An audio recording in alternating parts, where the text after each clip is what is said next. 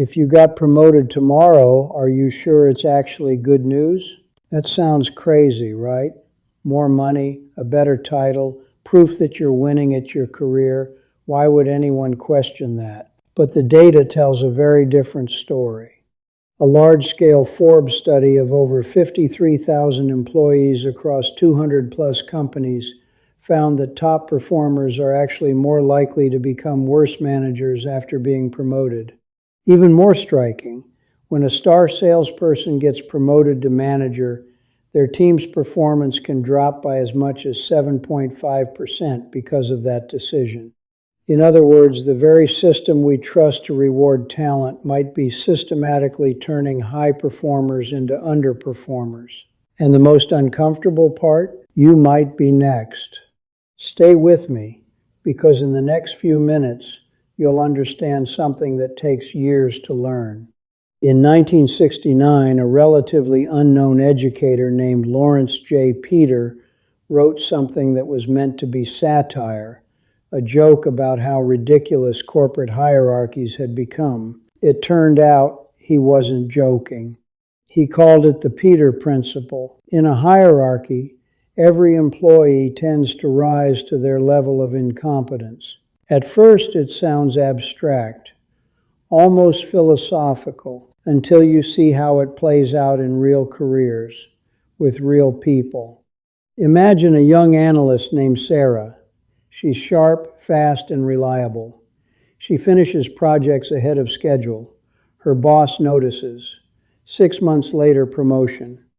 Now she's a senior analyst. Bigger projects, more responsibility. She works harder, learns faster. Again, she excels. Another promotion, manager. This is where the story changes. Her job is no longer about doing the work.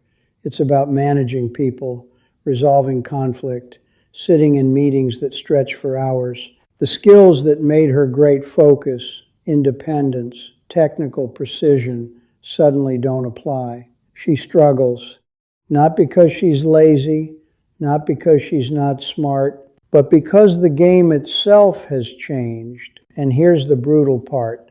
The system doesn't correct itself. She won't get promoted again. Her performance isn't strong enough.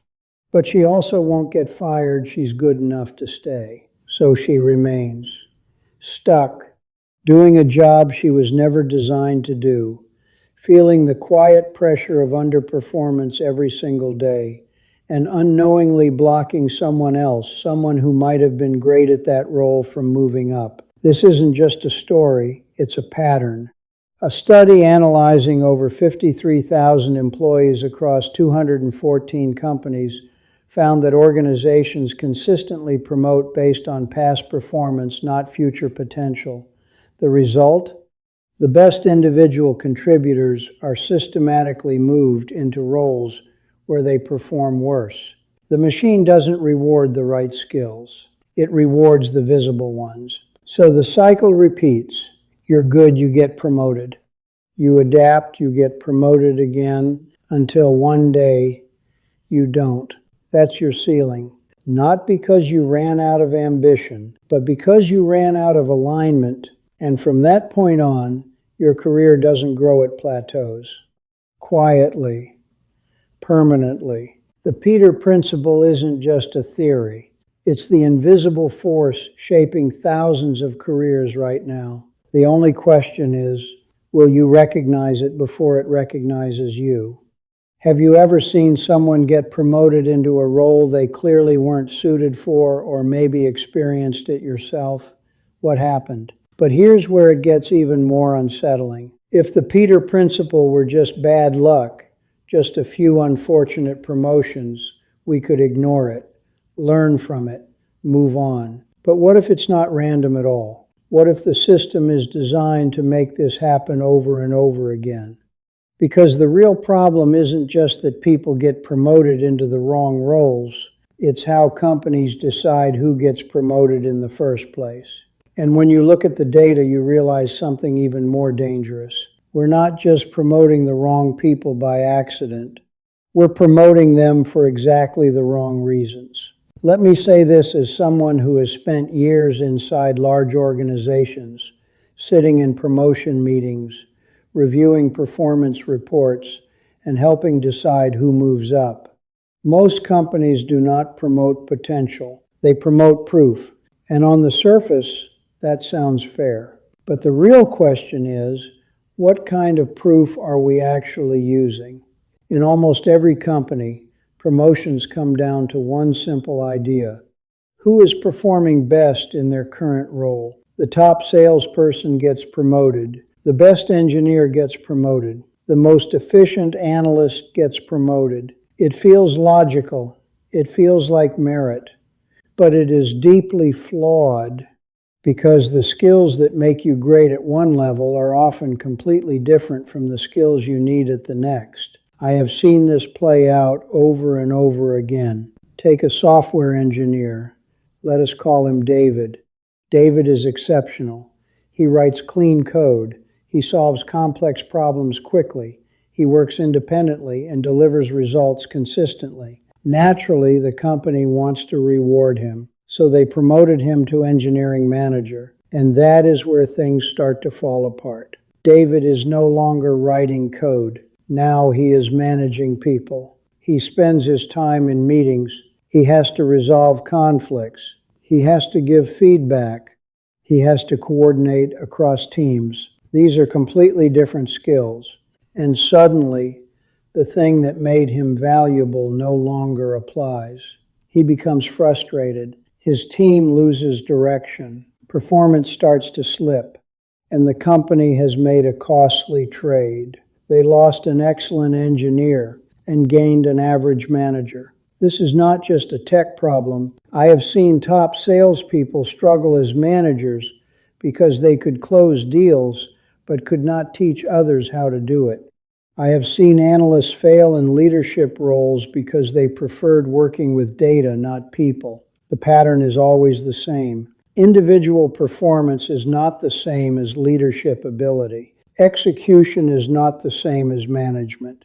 But companies keep rewarding what they can easily measure: numbers, output, short-term results. They overlook what actually matters at higher levels. Things like communication, coaching, emotional intelligence, and strategic thinking.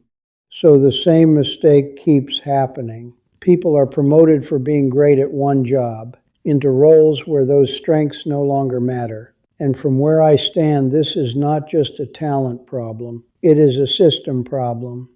Until companies learn to evaluate people based on the skills required for the next role, not the last one, they will continue to place their best people in the wrong positions, turning strength into weakness and potential into frustration. Now, if these were just a few bad promotion decisions, it would not be a big deal, but it is not.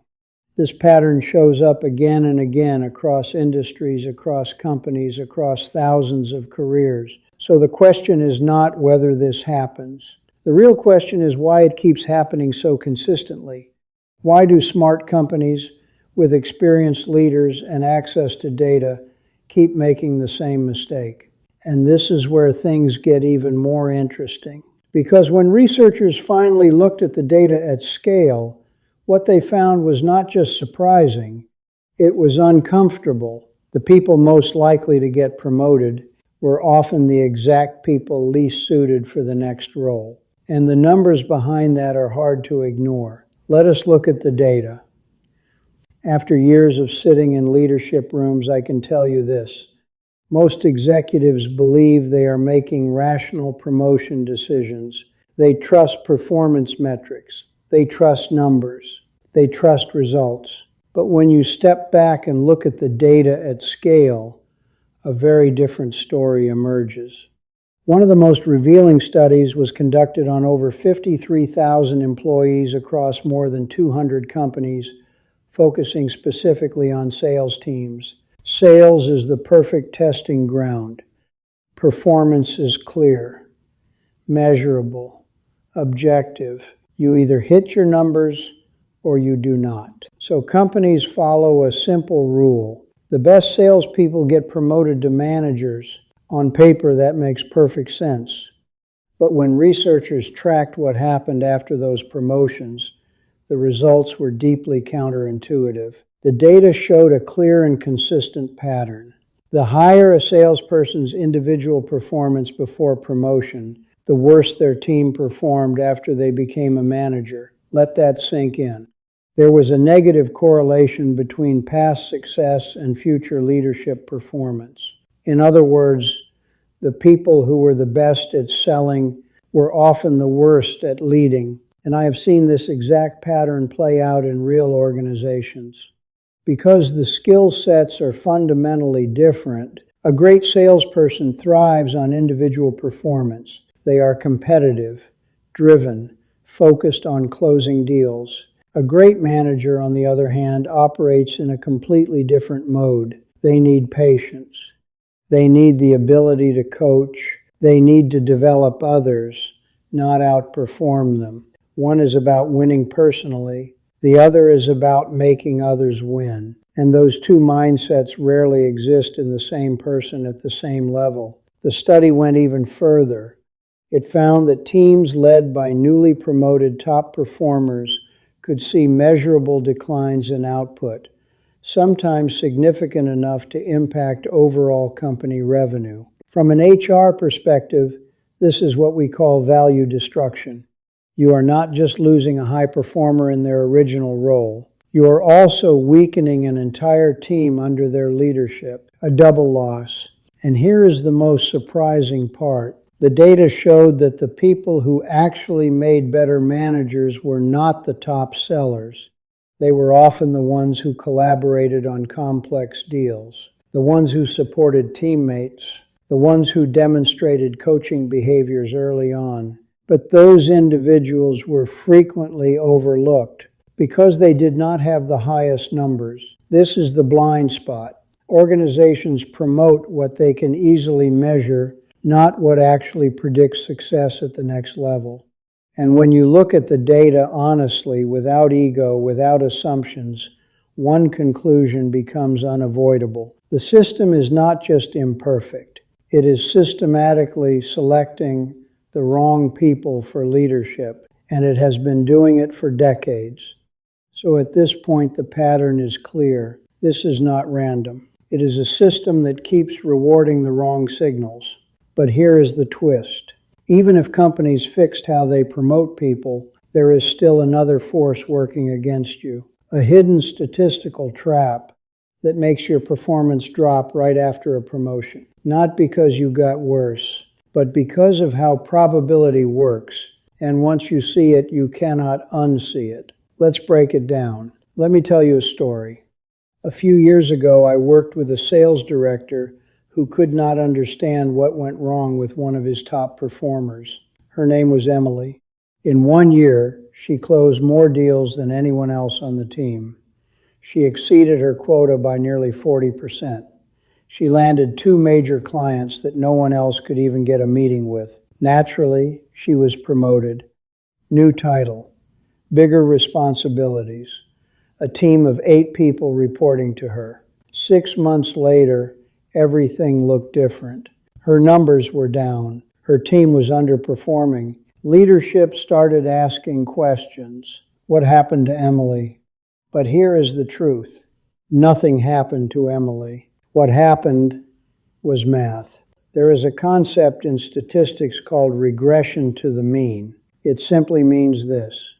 When you have an unusually high performance period, part of that success is skill, but part of it is also luck. Maybe the market was strong. Maybe the timing was perfect. Maybe a few big deals happened to close at once. So when you look at that peak year, you are not seeing someone's normal level. You are seeing their best case scenario. And when that person gets promoted based on that peak, something very predictable happens next. Their performance naturally drifts back down, closer to their average. But now they are in a harder role, more complexity, more pressure, more responsibility. So from the outside, it looks like a sudden drop. It looks like they became worse. But in reality, 2 things are happening at the same time. The luck is fading, and the difficulty is increasing. That combination is brutal. I have seen this pattern over and over again. A marketing manager who had one breakout campaign suddenly struggles in a director role. An analyst who had a perfect year of forecast starts missing targets after being promoted. A team lead who shined during a high-growth period burns out when conditions normalize. And every time leadership asks the same question, why are they not performing like before? But that question is flawed because before was never sustainable. It was a peak, and the system made a critical mistake. It selected people at the exact moment when their performance was inflated and assumed that level would continue. So when reality corrects itself, it does not look like a correction. It looks like a failure. And that is the trap. You are not failing because you are incapable. You are failing because you were promoted at the wrong time, at your highest point, right before gravity pulls everything back down. So now you see the trap. You get promoted at your peak, right before everything starts to normalize. And suddenly, it feels like you are falling. But here is the real problem. Most people still think their career is a straight line going up. It is not. It has a shape. And if you cannot see that shape, you will not know where the drop is coming. Let's visualize it. After years of working in talent management and leadership development, I can tell you this with confidence. The biggest lie we tell people about their careers is simple, that success is a straight line going up. It is not. What I have seen across industries and across thousands of employees is something very different. Your career is not a ladder. It is a curve, and somewhere along that curve there is a peak. We call this your zone of genius. This is the point where your skills, your personality, and the demands of the role are perfectly aligned. Your output is high. Your stress is manageable. Your confidence is stable.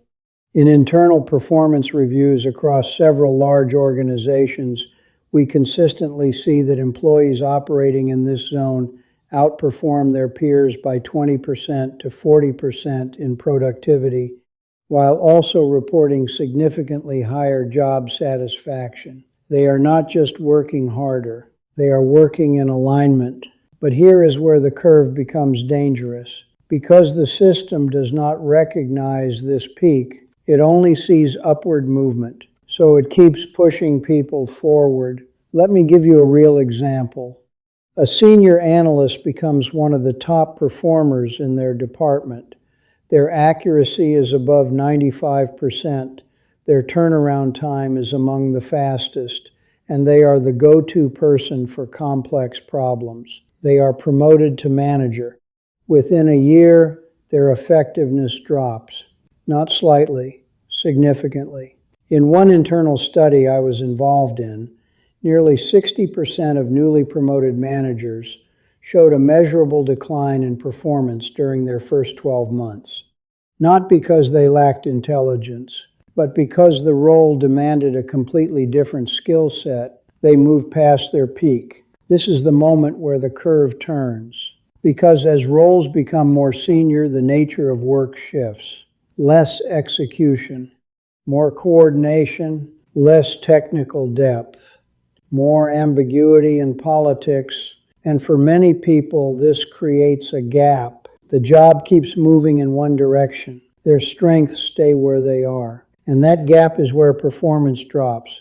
This is what we call the Peter zone, the point where the demands of the role exceed your natural strengths. And when that happens, the decline is not gradual. It is sharp. Engagement drops. Confidence drops. Output drops. In some organizations, we see engagement scores fall by as much as 30% after employees move into roles misaligned with their core strengths. But here is the part no one tells you. You do not need to keep climbing to succeed. The most effective professionals I have seen are not the ones who reach the highest titles. They are the ones who identified their peak and chose to stay there. because real career growth is not about going higher. It is about staying where you are most valuable. So if climbing higher can actually make you worse, why do we keep saying yes? Because no one teaches you how to calculate the real cost of a promotion. Let me tell you about Jason. Jason was a senior designer at a global tech company. He was respected, well paid, and more importantly, he was in control of his time. He finished his work by 6, rarely checked email at night, and consistently delivered high-quality results.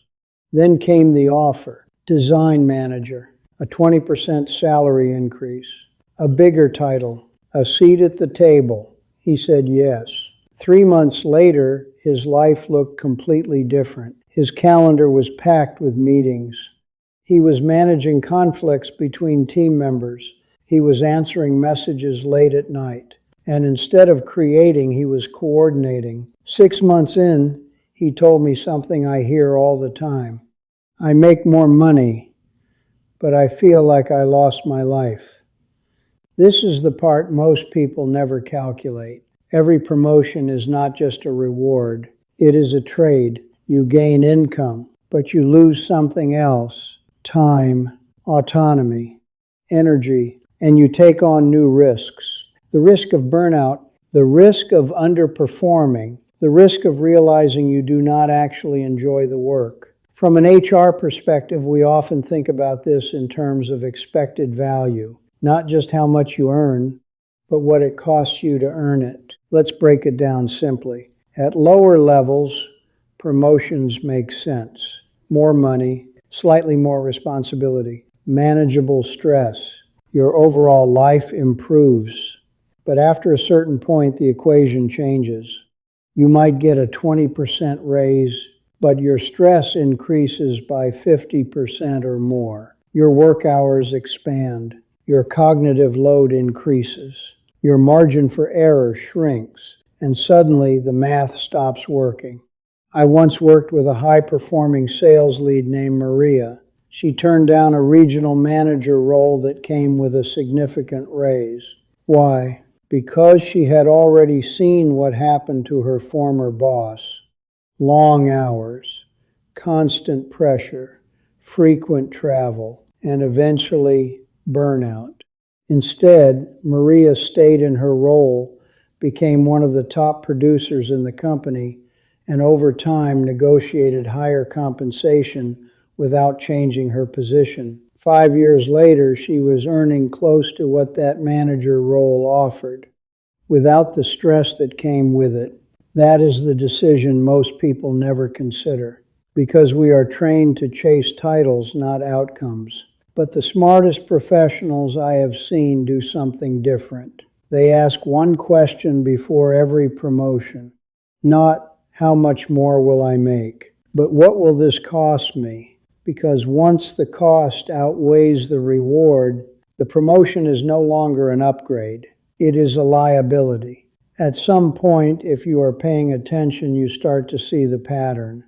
Climbing higher does not always mean doing better. And that is where one of the most misunderstood career strategies comes in. Strategic stagnation. It sounds negative, like you are stuck, like you stopped growing. But in reality, it is the opposite. It is a deliberate decision to stay at the level where you perform best. Not because you lack ambition, but because you understand how value actually works. Let's break it down clearly.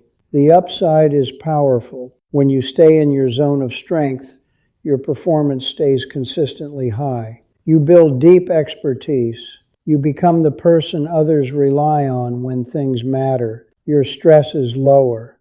Your confidence is higher. Your output is predictable. From an organizational standpoint, people like this are extremely valuable. They are stable. They are efficient. And over time, they often become irreplaceable. In many cases, these individuals can negotiate higher compensation without changing roles, simply because replacing them would cost more than retaining them. That is long-term leverage. But there are trade-offs. You may grow slower in the title, You may be overlooked in traditional promotion cycles. And in some environments, staying in place can be misunderstood as a lack of ambition. There is also a real risk. If your role becomes obsolete or undervalued, and you have not expanded your skill set, you could lose flexibility in the job market. So strategic stagnation is not about doing less. It is about being intentional.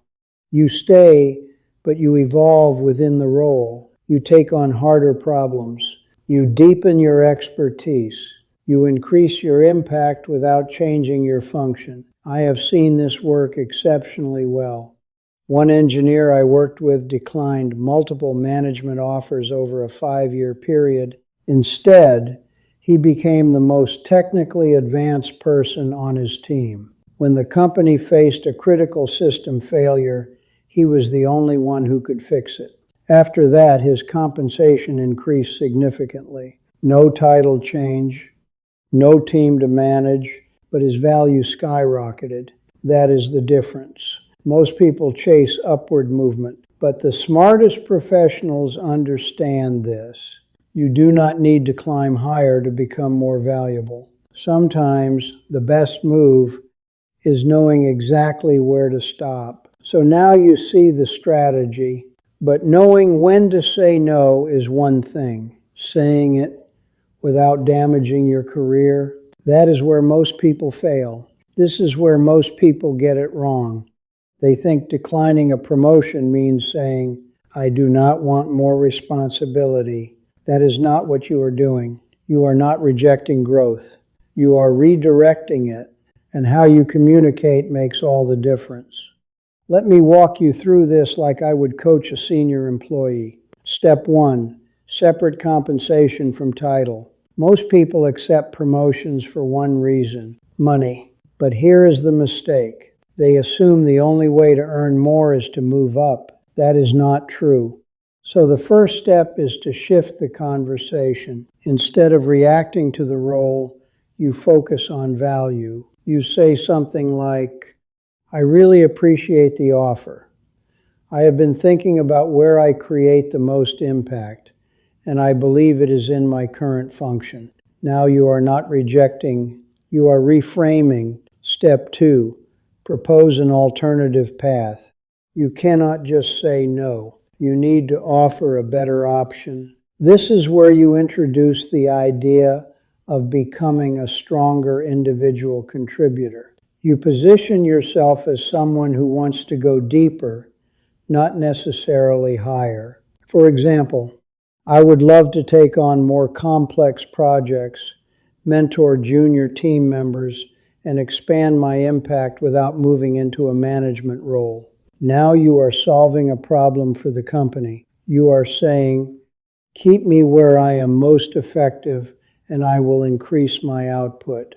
That is a powerful message. And this is where you can start negotiating higher pay, more strategic projects, greater influence, all without changing your role. Step 3, reposition your identity. This is the most important part because people need to understand how to categorize you. You are not someone who could not handle management. You are someone who chose mastery over management. You make it clear, I believe I deliver the highest return for the company when I focus on my core expertise. That sentence changes everything. It signals confidence. It signals self-awareness. And most importantly, it signals value. I have seen professionals do this successfully many times. And interestingly, those who decline promotions the right way often gain more respect, not less. Because they demonstrate something rare, clarity. They know what they are good at. They know where they create value. And they are not chasing titles to prove it. In the long run, that is not a weakness. That is leverage. The most successful people are not the ones who climb the highest. They are the ones who know exactly where they are strongest and have the discipline to stop there. That is the difference. A promotion is not always progress. And if it does not align with your strengths, it becomes a trap, a slow, invisible way to destroy your performance, your confidence, and your long-term value. So before you say yes to the next opportunity, ask yourself one question. Does this move increase my value or just my title? Because the smartest strategy is simple. Understand your strengths. Maximize your long-term value. And stop chasing titles that pull you away from what you do best. If this changes how you think about your career, do not ignore it. Use it. Your next decision might define the next 10 years of your life. Thank you for watching.